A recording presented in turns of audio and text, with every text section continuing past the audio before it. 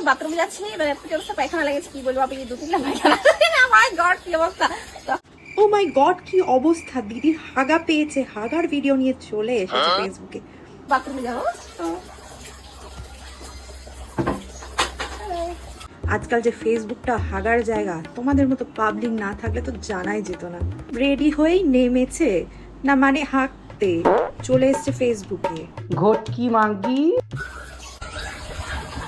হ্যাঁ, আমি এখন বাথরুম পরিষ্কার করছি। তো গাইস, আমি এখন বাথরুম পরিষ্কার করছি, কারণ বাথরুমটা একটা নোংরা হয়ে গেছে সেই জন্য।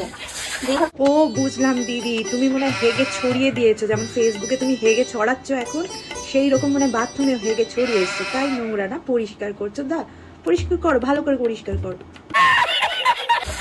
কি অবস্থা, লোকের বাথরুম হচ্ছে কি অবস্থা আমার।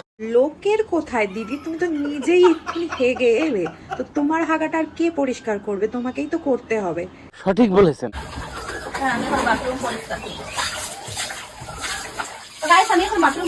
হ্যাঁ, তুমি বাথরুমে ঢোকো, সাথে ক্যামেরাম্যানকেও নিয়ে যাও, মানে যে তোমার ক্যামেরা করছে তাকে তুমি ভালোই শিখিয়ে পড়িয়ে নিয়েছো না। ফোকাসটা যে জায়গায় করছে, ফোকাস না করলেও তুমি এমন ভাবে দেখাচ্ছ কারো চোখ এড়াতেই পারবে না, তোমার ওই কালো দুটো ভাষা।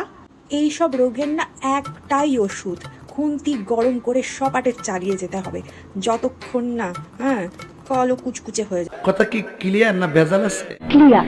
একদম কি আছে, এমনিই তো কালো, আরো না একটু কালো হয়ে যাবে, লোককে বলে বেড়াবে হ্যাঁ আমি এরকম হাগার ভিডিও করতাম, তাই জন্য লোকে মেরে আমার পেছন না পুড়িয়ে দিয়েছে।